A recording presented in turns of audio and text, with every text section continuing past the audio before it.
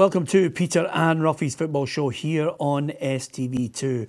The main talking points we'll be discussing on tonight's programme, of course, it's the job everyone's talking about, but Aberdeen boss Derek McInnes doesn't want to discuss the fact he's odds-on favourite to become the Rangers manager. Graeme Murty is the interim boss at Ibrox, and he says it's a stellar job and any man in their right mind would want to be the permanent manager of Rangers. And Brendan Rodgers getting his Celtic side ready to create a record at the weekend that stretches back 100 years. Just a few of the topics we'll be discussing. Alan Ruff is alongside me, Peter Martin, and I'm delighted to say on this Friday it's Hugh MacDonald here with us to talk football. So Graeme Murty is the interim manager now that Pedro Caixinha is gone, and it's really all about who's going to get that job. Here's the back pages of the papers, the Daily Record.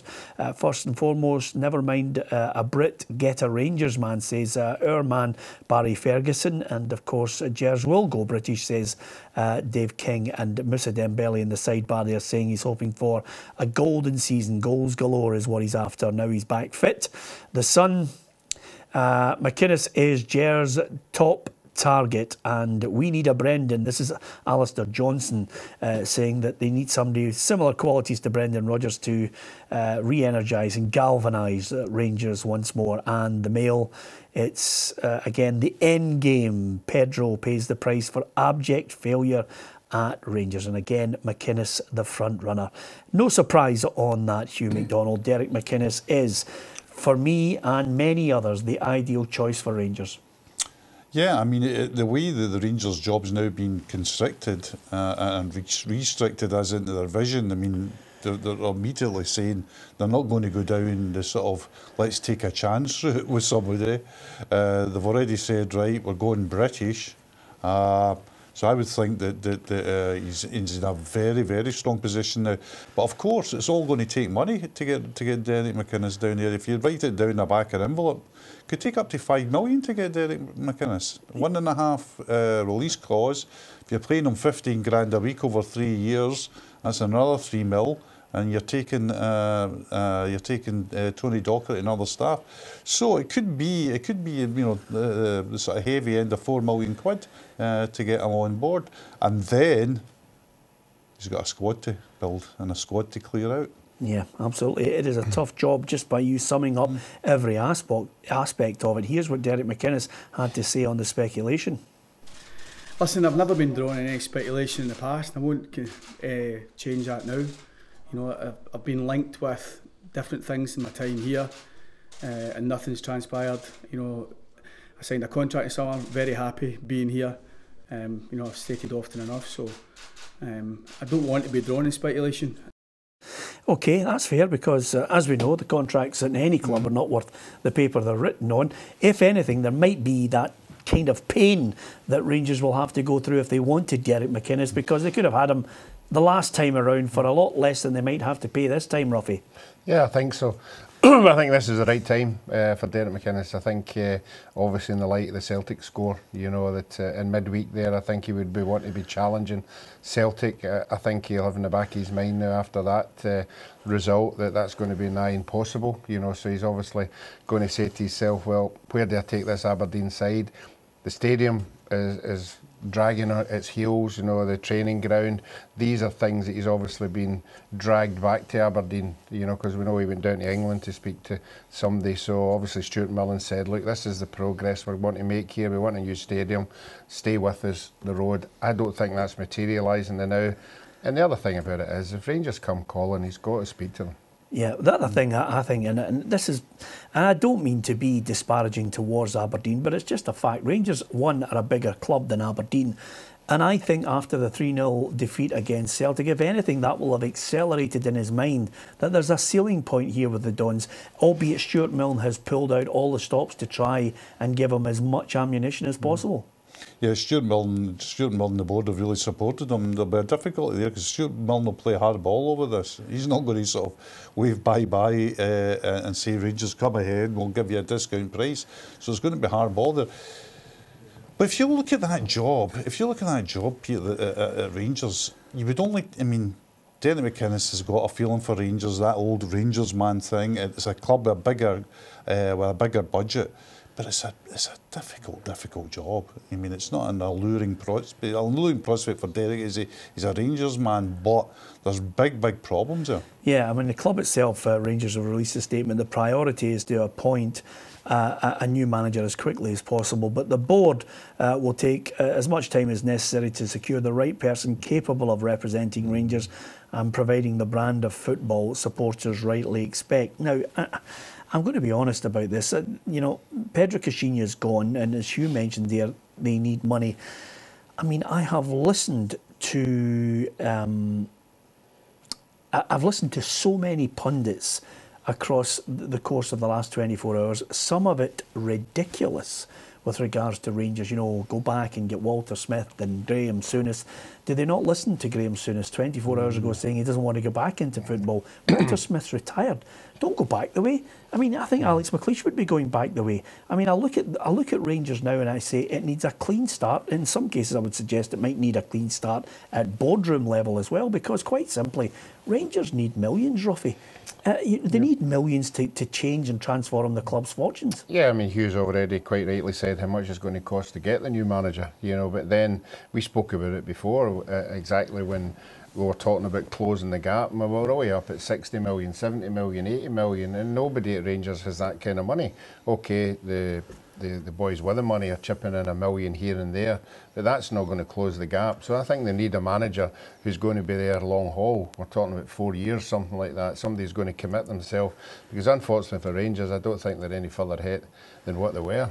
You know, so you're talking another, if you're a Rangers supporter, you're talking another 4 years of bad times until the new guy gets it right. Yeah, the other aspect of this is that it's an interim manager in Graeme Murty, but he's well aware that this is a job that quite a few people will want.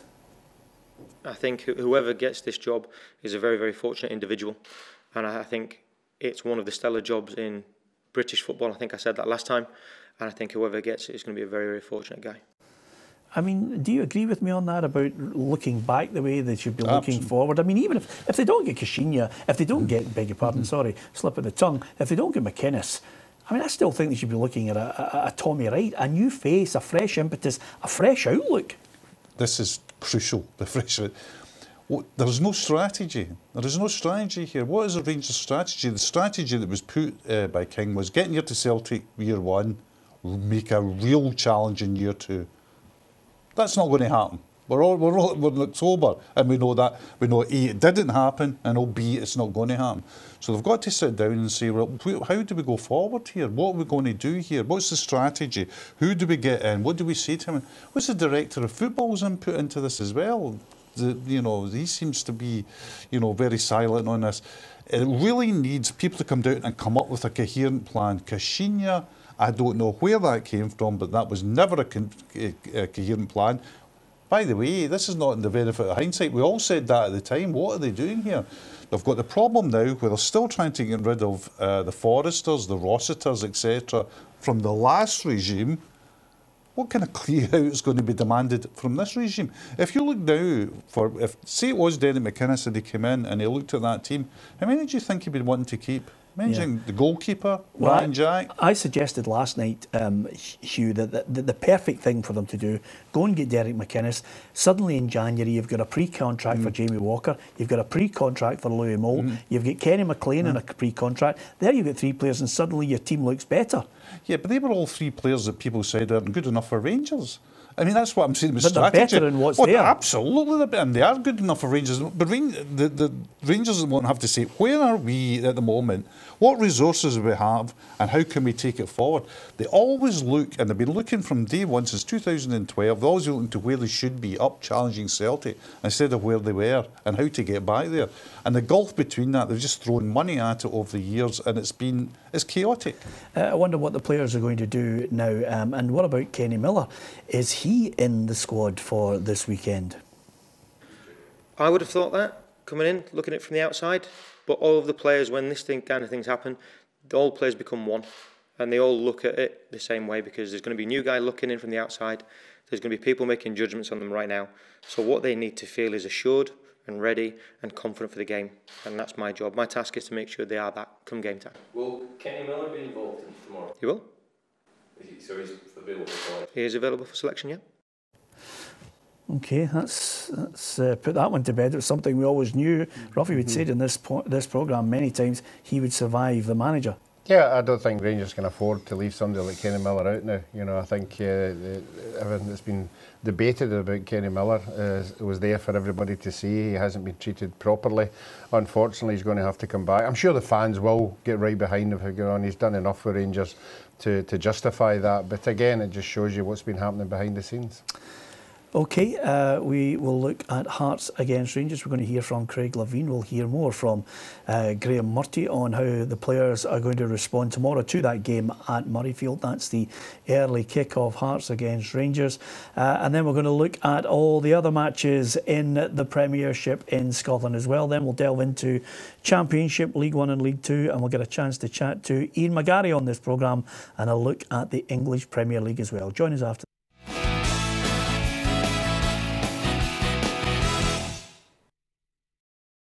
To Peter and Ruffy's football show here on STV2. Alan Ruff and Hugh MacDonald are with me here in the studio.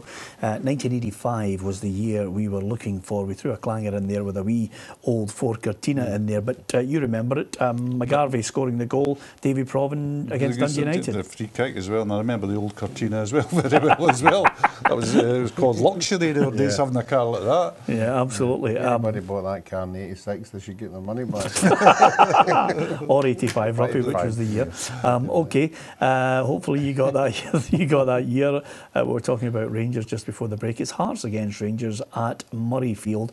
It'll be November 19th before Hearts get back to Tynecastle. So it's going to be a huge crowd there. And again, Rangers fans have to go there with a certain amount of uncertainty, wondering what's going to happen, and a number of them will be wondering what reaction the players will give Graeme Murty. Here's what he had to say about the reaction from the players to Pedro Caixinha's departure. A little bit unsure of themselves, perhaps, because obviously there's uncertainty around after these things happen, but they're professional athletes. They know that they're going to be judged on their performance, and they know that people in football are going to be looking for a reaction, so they'll be ready come game time. Okay, well, what reaction are the Hearts players going to give Craig Levein? Because quite simply, they've witnessed Hibs winning the Edinburgh Derby in midweek, and they'll be looking for all the players to bounce back in this one. And Craig Levein himself is the first to admit he wants the players to be at their very best for the game against Rangers. Yeah, I mean, Rangers are Rangers, aren't they? You know, so there's always a thing about playing against Rangers. Our players will need to be at their best. So we don't have our own troubles to seek, but I'm very confident that we'll put on a decent display, and certainly we'll fight right through the match, right to the end for sure. Yep. So how do you see that one going, Hugh? I see it going, being very, very physical, very tough match. I think Hearts played poorly in midweek. Hibs were far the better team. You know, it was 1-0, sorry, but it was. I thought Hibs were super, particularly in midfield. So Hearts have got something to prove. I think that Motherwell last Sunday showed that Rangers, you know, the physicality ruffles them. They've got no Cardoso tomorrow, no Alves tomorrow. Ryan Jack's appealed, so he'll play. But Graham Dorrans is not fit. I mean, there's injury troubles at Rangers. I can see it being a really tough game, and I don't think Rangers will win at Murrayfield tomorrow. Draw? Draw, possibly, yep. Yep. You going for a draw? I'll go for a draw. Okay. Yeah, I think it'll be a tight game as well. I don't know what it is at Murrayfield, but it doesn't seem to be able to drag goals at anybody. You know, I don't know if it's the wide open spaces or the lack of atmosphere, but that shouldn't be tomorrow. I'm sure the Rangers supporters will get behind their team. They'll go along there in numbers, but I agree with Hugh. I don't think Hearts are playing particularly well either. So two teams not at the top of their game, so it's a draw for me as well. Yeah, and with that in mind, he says he doesn't think Murrayfield's a place where you get a lot of goals, so it's maybe not a good idea that the SFA picked Murrayfield as the potential next destination for any international matches. Hugh, are you buying into that? I'm more interested in what's behind it, Peter. You know, more interested in the manoeuvres that are going about now. We all know, the suggestion that they might move away from Hampden permanently. Yeah, so that interests me. You know, I think it's a great idea to move international games about, but I think it's a great idea to have a national stadium as well. And that political and economic decision is a huge one. Yeah. So you think they should stay at Hampden? I would stay at Hampden, yeah, but I know that's not a view of everyone, but I think if you've got a national stadium, I think you should use it. Otherwise you're going to end up with a big chunk of very expensive housing in the south side of Glasgow. Yeah, and over and above that, I think there's a lot of clubs with a lot of power that would hijack the games. Yeah, possibly, yeah. As a footballer, I look for atmosphere, and I would take the games to Ibrox and Parkhead. I think that the players would love to play there. I don't think that teams coming here would get as easy a ride as what they get as when they come to Hampden. But there would also be, and remember, every year there would be controversy, because every year you would have to, because of policing, ticketing, etc., you'd have to declare where the Scottish Cup final was going to be in advance of knowing who was going to be in the Scottish Cup final. Yeah. So it just invites great wailing and gnashing of teeth every year. Yeah, absolutely. And over and above that, every one of the other clubs would just get the scraps off the table. Mm-hmm. So, no, I'm with you, Hugh. Hampden, not ideal, but the best option. You can give us your thoughts on that at Peter and Ruffy on Twitter, facebook.com/Peter and Ruffy. So from that game to the match at Celtic Park, because suddenly we have a situation, Celtic against Kilmarnock. Brendan Rodgers' side have the chance to equal a record that's been standing for 100 years. I think when we look at this one, everybody suddenly is looking and thinking to themselves, wow, Willie Maley's Celtic side, 62 games. Yeah, although some very good Celtic historians, particularly Ian Campbell, who's written books on the era, brilliant books on the era, will point out that Willie Maley's team went 66 games, yes, which includes 62 league games, 2 charity cup games, and I think two other games. Celtic, though, are taking it at 62 because of the league position. Is it 62 domestic games for Willie Maley's side? I mean, are you counting the friendlies and the cup games? Well, I would beat the charity cup games. Are talking Glasgow Cup games and 2 charity cup games, bringing it to 66. But Celtic are not. There was no Scottish Cup at that time because it wasn't played during the war. So 62 or 66, whatever you wish to choose it, might end up having 2 celebrations, because you would see them avoiding defeat against Kilmarnock, and after Wednesday, you've been hard pushed to find a coherent reason to suggest that anybody in Scotland could be. I think going to Aberdeen on a Wednesday night after a run of a Scottish Cup semi-final, a chasing in Bayern, Aberdeen 10 days off, and to go up there and to produce that kind of performance, which was absolutely imperious, suggests to me that there's not too many are going to push Celtic this season. Yeah, I think the general view is, and I've spoken to a number of former players about this, in a strange sort of way, Aberdeen not winning that match, people were looking for Aberdeen to hang on as long as possible to make it interesting. I think we could be done and dusted by the time we get to December on this.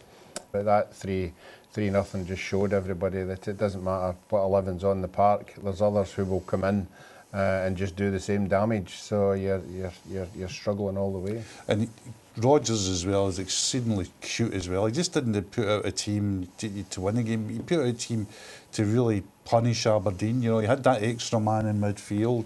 I mean, who would have thought he wouldn't have started, with Sinclair? Okay, Robertson, Forrest, fine. You can argue. But Sinclair started all the big games. And then to put McGregor in there, have more options in midfield. And I just thought, it was just a masterclass from his team, pushing Tierney wide left.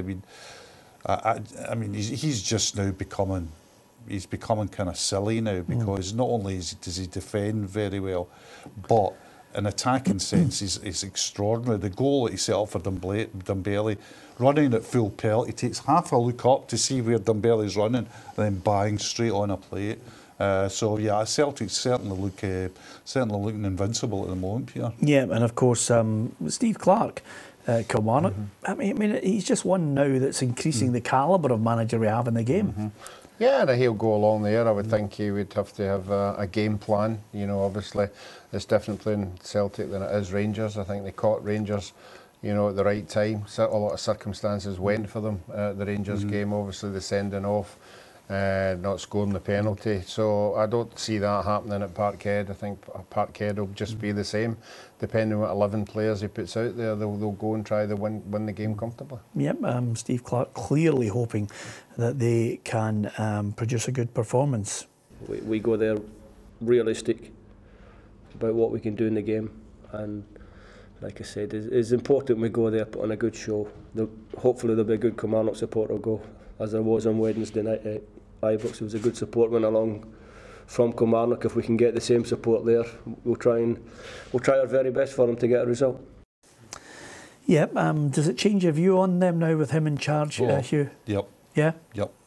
I believe he's that good that he's a difference maker. You know, he's a coach that can make a difference to players, to systems. I think we all know it's down to players once they cross the white line, but they will not be short of tactical expertise. They won't be short of a coach that actually improves players' confidence. I don't think it'll help tomorrow. I think Celtic will win and win comfortably.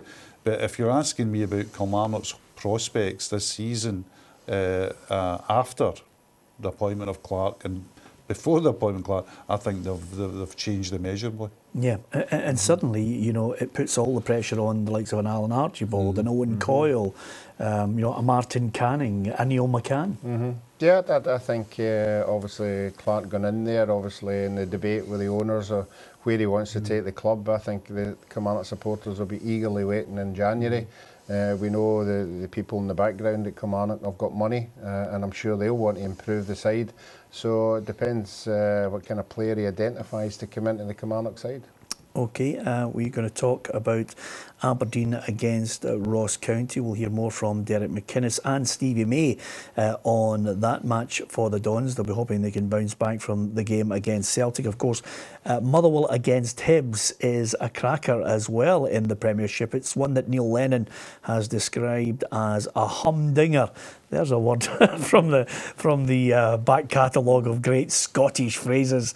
It is indeed going to be a humdinger. Who is going to come out on top on that one?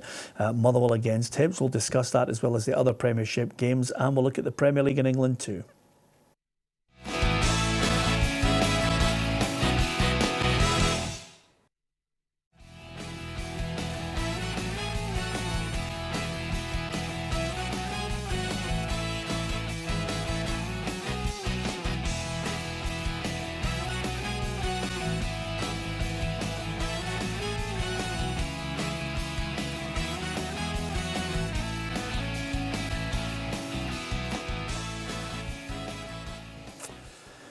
Just that Real Madrid against Valencia. I always remember that because Hugh, Steve McManaman scored 2 goals in that game. I mean, I think a lot of people might forget, and he was very much an underrated player at Real Madrid. I think so. I think he was a very underrated player. Full stop. Yeah. I thought he had tremendous guile, great passer, and could score goals.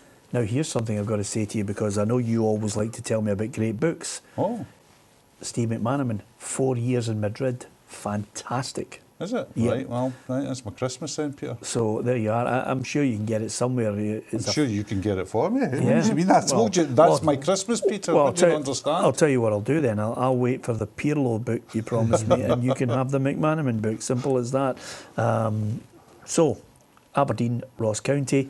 Aberdeen, as you guys mentioned, have to pick themselves up after that defeat, and a convincing one at that, at the hands of Celtic at Pittodrie. Now, Derek McInnes wants them to bounce back against Ross County. We've always tried to be competitive at Aberdeen. We've always tried to make some sort of semblance of a challenge through league form and certainly through the cups. But it is difficult, without question. It's difficult. But we feel as though that we can concentrate on ourselves. We've got another opportunity to win tomorrow and keep winning games. We've been unbeaten up until the other night in the league. We've been doing a lot of good things, and we're hoping we can pick up again with another winning performance. I've no doubts that the players will pick themselves up. We all have that responsibility, supporters, staff, myself. to make sure the players are as bright as they possibly can be tomorrow. And it is important we don't have any hangover from the other night. I think it was a hands up that Celtic were way better than us on the night, and it's our intention to try and be way better than Ross County tomorrow and win all 3 points. You just wonder how difficult the job it's going to be for Derek McInnes. I mean, it was a demoralising defeat for them. Yeah, it was a full house. I think he has to bounce back. There'll be a lot of Aberdeen supporters going there tomorrow expecting them to bounce back. And I think we all do from a neutral point of view. We don't want that massive gap appearing as it happens every other year. I'd like to think that the players can get their act together and go and get 3 points and keep it going.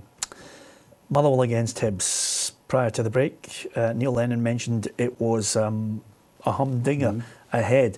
It really is. I mean, this is a team in third position in Motherwell who've really had maybe not as many of the plaudits as they should have had this week. Hugh, is that fair?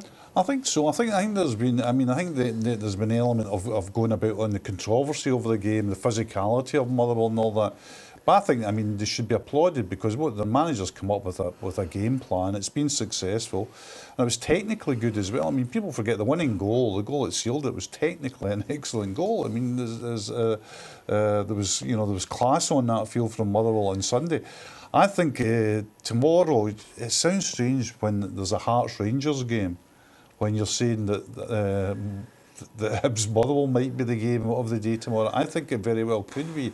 I think Hibs, that result for Hibs have been playing well all season without quite getting the points that Neil Lennon certainly will think they deserved.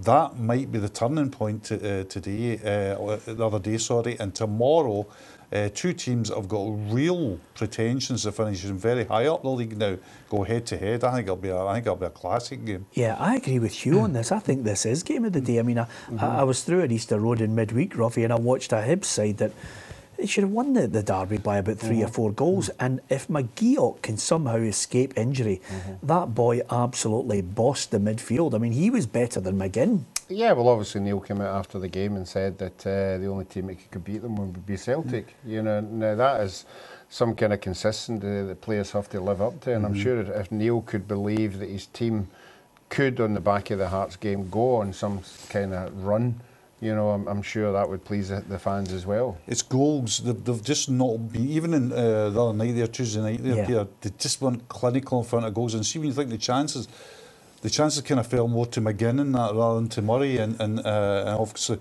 I don't know how Stokes is for tomorrow, but it's goals that have just been eluding them. But I saw them at Celtic Park and I thought they were terrific. I really did. And I watched the game the other night there live. You didn't come round to pick me up and take me to the game, so I had to just sit looking at a television shot and saw it like that. Didn't get a meal either. Didn't get a meal either, no. Well, to be honest with you, I did watch it and I thought, I agree with you, McGeoch was absolutely outstanding, and this kid has been talked up when he was a kid.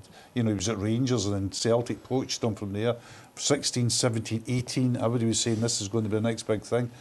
He's had a lot of injuries, but on that form, he really looks top notch, doesn't he? Yeah, absolutely. And as David Province said to me many years ago, you've only got acquaintances as football, not friends. The last thing you want to do is hang about with people that you work with.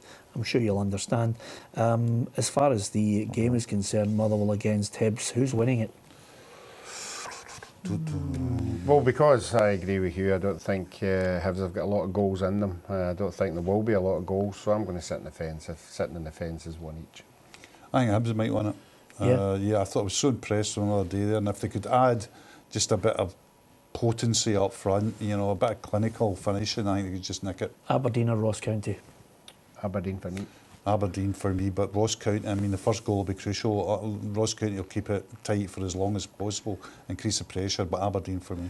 OK, the Jags have been rocked by the loss of Stuart Bannigan for a month, and Alan Archibald hasn't wasted any time. He's brought in Martin Woods for Partick Thistle. He was out of contract, chance to get him in there. That will give them some much needed cover. Yeah, it certainly will, and it's a shame for the boy being out again. I've waited so long for him to come back. Big player, lots of energy up and down the park, something obviously Partick Thistle were missing, but let's, for the boy's sake, hope it's not a serious one and he comes back sooner rather than later. But yep, I think obviously the points that have been picked up by Partick Thistle. They want to grow in that, because we all keep talking about the fixtures that's coming up in November, so this is an ideal chance to get 3 points. Yeah, the other point I was going to make to you guys was Dundee against Hamilton. This is a story of a manager who's frustrated with certain decisions that are gone against him. I'm talking, of course, about Neil McCann, because the Sophie and Musa goal in midweek I thought was a perfectly legitimate goal that should never have been chalked off. So he's looking for some kind of little bit of luck, and Martin Canning's boys, albeit they got a draw in midweek, they're on a terrible run at the moment. They're on a run which, you know, backs up what we all said at the beginning of the season, that you know, they'll be the team that will be relegated. You know, I think Dundee will win the game. I think how they lost the game at Thistle remains a mystery. It only can be solved inside the heads of the Dundee players. 1-0 up cruising, get a penalty, and then miss it and lose at the last gasp. Poor result midweek for them as well. I know Motherwell doing well, but at home you would expect them to get some. But I expect Dundee to win at tomorrow and win maybe quite comfortably. Ruffy? Yeah, I think Neil McCann's team have got to win. You know, obviously you've got to keep your supporters on board. A home defeat in midweek. What do you mean they've got to win? Well, I don't think you can go back-to-back home defeats. Or else? Well, the fans turn on. He's a new manager to go in there. The expectations have been a top 6 side, and if you lose 2 games at home back to back, then that doesn't look too good.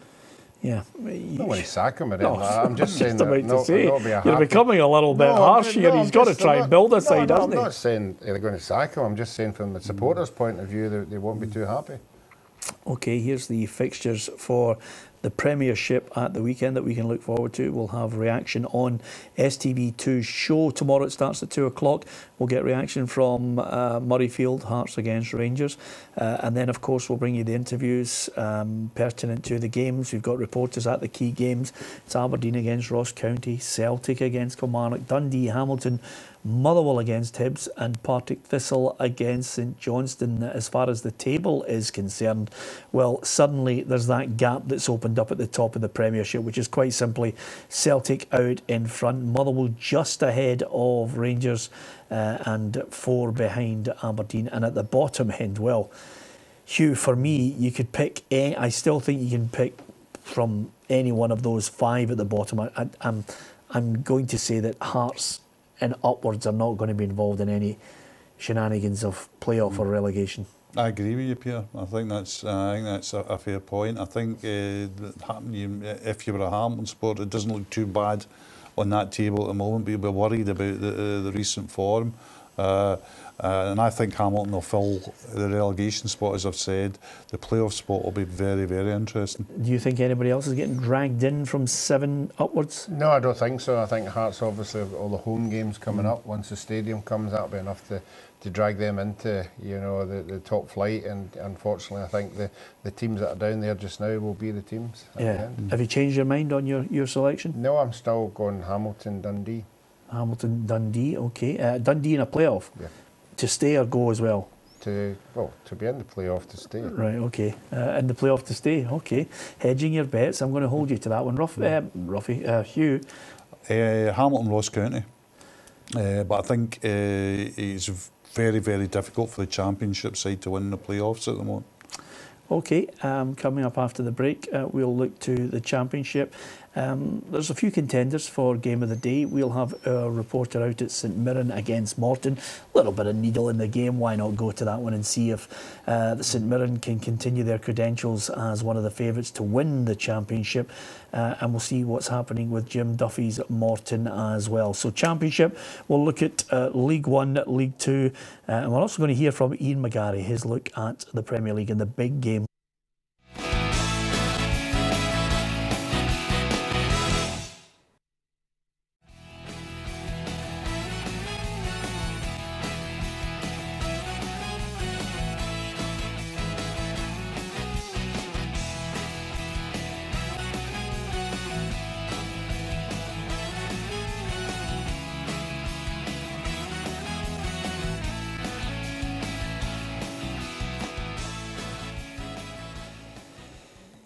Yeah, we were both guessing there around about 75 or 76. Ruffy went for 1995, which makes Chris Hoy about 22. Yeah. I can't believe he's retired that early. Hugh should have gone on, cycled and got more medals. Yeah, and winning Olympic medals while not yet at secondary school, I thought was probably one of the great achievements for a Scottish athlete. Yeah, absolutely. That's a very good point, actually. What, Ruffy, in defence at all? No defence. No, I didn't think there would be. OK, let's look at the Championship and the fixtures on offer. Now, you probably could claim a few that would be game of the day in the Championship. Dumbarton, Dundee United, Inverness against Dunfermline, Livingston against Brecon, Queen of the South Falkirk, St Mirren Morton. I'm picking that as game of the day because I just think it's got a little bit of needle. Everybody loves a derby. Yeah, and St Mirren are doing really well. I mean, they're on a really good run. And now all the troubles at Dundee United, I think they've taken on quite correctly the mantle of favourites for the title. So, and if ever thing that Jim Duffy would like more would be to go to Paisley and maybe make those odds a wee bit longer. Yeah, and if it goes according to form, it'll finish 4-1 for either side because that's the way the last two matches have shaped up, and it's a real contrast. In both games, I think I've been at both games where Morton gave them a lesson, and then St Mirren have come back under Jack Ross and handed out a 4-1 drubbing to them. Yeah, well, unfortunately for me, it's not all about the football tomorrow. It's where we're sending Des McEwen. Well, I'll tell you right now, because Des's daughter has got a special birthday, we sent him to New York. So unless the New York Red Bulls are playing, Ruffy, he ain't coming live into the programme. Well, that means we won't get nothing each. Yeah, I think there'll be goals. So I think there will be goals tomorrow, and I think St Mirren, with home advantage, will just win that one. Yeah, what are you going for, Hugh? Yeah, I think it'd be pretty tight though. I mean, Jim Duffy will have his team ready. I think, St Mirren narrowly. Inverness against Dunfermline's a good one because, quite simply, I think John Robertson has just started to get it clicking into gear, Ruffy. Yeah, but I think as well, all credit to Dunfermline, they had a bad result and they bounced back very well. So I think this is a crucial game for obviously Dunfermline because we think they're going to be, well, they look like as if they're going to be a top four side, and John Robertson keeps getting wins to get him out of the position he's in. Yeah, if there's any goals in the Championship throughout the afternoon, we'll keep you right up to date with them on the Saturday football show. Join us on STV2 at 2 o'clock. Here's how the games look in League 1 and League 2 tomorrow as well. Airdrie Albion Rovers, Ayr United Stranraer, East Fife Arbroath, Forfar Wraith Rovers, Queen's Park against Alloa, and in League 2 it's Berwick Cowdenbeath, Clyde Elgin, Montrose Edinburgh City, Peterhead against Annan, and Stirling Albion against Stenhousemuir. As far as the Premier League in England is concerned, wow, there's some tasty games. Man United Tottenham screaming out at us, 12:30 kick-off. Arsenal Swansea, Crystal Palace West Ham, Liverpool Huddersfield, Watford Stoke, West Brom Man City, and Bournemouth Chelsea is the 5:30 kick-off, and then it's Brighton Southampton and Leicester City against managerless Everton. David Unsworth in charge there. Earlier we caught up with our man Ian McGarry. First of all, the big question, who's going to get that Everton job? It is, Peter, and you remember when we spoke last week from the Olympic Stadium on the show, we did predict that if Koeman lost that game to Arsenal, then he would probably get the sack. So no, a great sort of surprise in that one. Sean Dyche is obviously the front runner with both the bookies and, generally speaking, the media. I'd like to just propose something a little bit different. I think Brendan Rodgers has got a chance there. I'm not saying he'll take it, but Brendan, I think, is an ambitious man who wants to manage again in the highest level. I think he's frustrated that the challenge that presents to him at Celtic is most of the Champions League. He doesn't have the tools or the players or the finances to compete properly. I don't think he would have any problem going to Everton, given that it was Liverpool who sacked him. And I also believe that Everton do have a genuine interest in Brendan. So, apart from throwing that little bit of dynamite into the show there, I would say as well that Brendan is a loyal person. I don't think he'd want to, jump horses mid-season. I think he'd prefer to see season out with Celtic. But if Everton came knocking on the door with a very good transfer kitty for January and a challenge ahead in a project, let's just say I think there's something there. You know, I'm so glad you said that, because, you know, week in, week out, we love chatting to you. We haven't really had a chance to have an argument with you. And boy, are we about to have an argument with him now. There's not a catch chance that Brendan Rodgers would drop down to Everton. I don't think so either, but I see where Ian's coming from, you know, where, you know, eventually the Scottish allure might pale, but I don't think for Everton, not for Everton. Yeah, it's an interesting one, Ruff. It's a good shout by Ian. I mean, you know, he's put up all the pros on it. Yeah, well, obviously every manager has a shelf life, you know, and it depends on what Brendan Rodgers' ambition is. You know, he's I would think, like Ian's just said there, he'll want to get into the big time, but maybe not just now. Yeah, well, we're going to put that one to bed, Ian, because we think he'll just hang on for the Arsenal job eventually in the summer. But apart from anything else, there's another hot topic that's dominating not only the radio stations but the television stations down south, and that's quite simply Harry Kane is not going to play for Tottenham at Old Trafford against Man United. So there's no way Spurs can win. That seems to be the general view down south. Not true, Peter.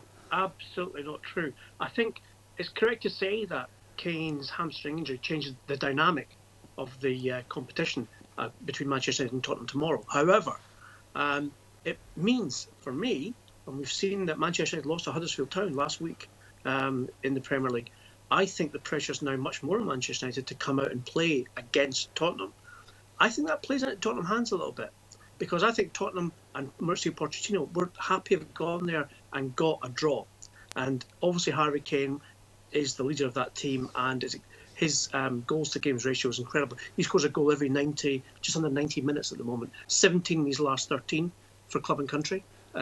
So he's a big miss. But Pochettino is a very, very intelligent coach. He will play, I reckon, a false nine, either Dele Alli or Son, at Old Trafford tomorrow, and they'll play on the counter and force Manchester United to come out at them and force Manchester United to make mistakes. And we know that United defensively are weak. Lindelof, Jones, Smalling, Rojo are all poor defenders, and they've not been proven this season, after all 9 games, to be not reliable. So I would say that the dynamic has changed, but I think that it's done in a positive way for Spurs. I know that sounds weird because Kane's a top scorer, but I still think that Spurs will get something in the game tomorrow.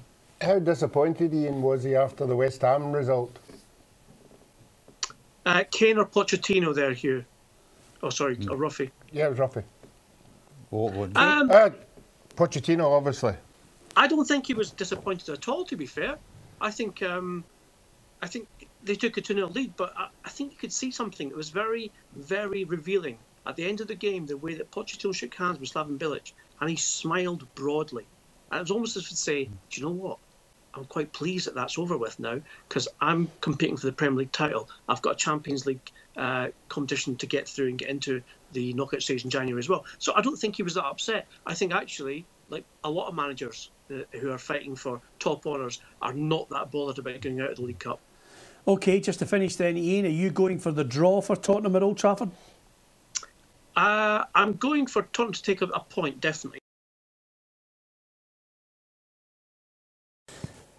OK, so a point definitely for Tottenham there from Ian McGarry. Do you agree with him? Yeah, I think so. I think he makes a fair point about Mourinho maybe having to go on the front foot and Tottenham capitalising on it. And if you look at Harry Kane's record with Spurs is outstanding, but Spurs' record without Harry Kane's is okay too. I think Tottenham can come back down the road with a point, yes. Ruffy? No, I'm going to go Man United win. I think Lukaku will be back on form again, banging in the goals. I think they've got something to prove after last week's disappointing result. OK, some of the other games are quite interesting. It's a manager playing against one of his young proteges and a man who was best man, I think, at his wedding. So it's David Wagner against Jurgen Klopp. I think, I don't know you, I think people are now starting to look at Klopp and think, I think you're right. Very much so. If you look at his record as against the aforementioned Brendan Rodgers, it's worse. And he's been given some money. Coutinho's situation still to be fully resolved. Will he go January? Will he go summer? Most impertinently, they just can't defend. Is that a structural thing? Is that a tactical thing? Or is it a personnel thing? Or is it both? I suspect it's both. I don't think they have a dominant centre half, and I don't think they have the nous to work the Borussia Dortmund setup that Klopp's moved in. So big game for Jurgen Klopp tomorrow. Okay, we will keep you right up to date with what's happening in the English Premier League tomorrow. Join us on the programme. We'll have reaction at 2 o'clock from that match at Murrayfield between Hearts and Rangers.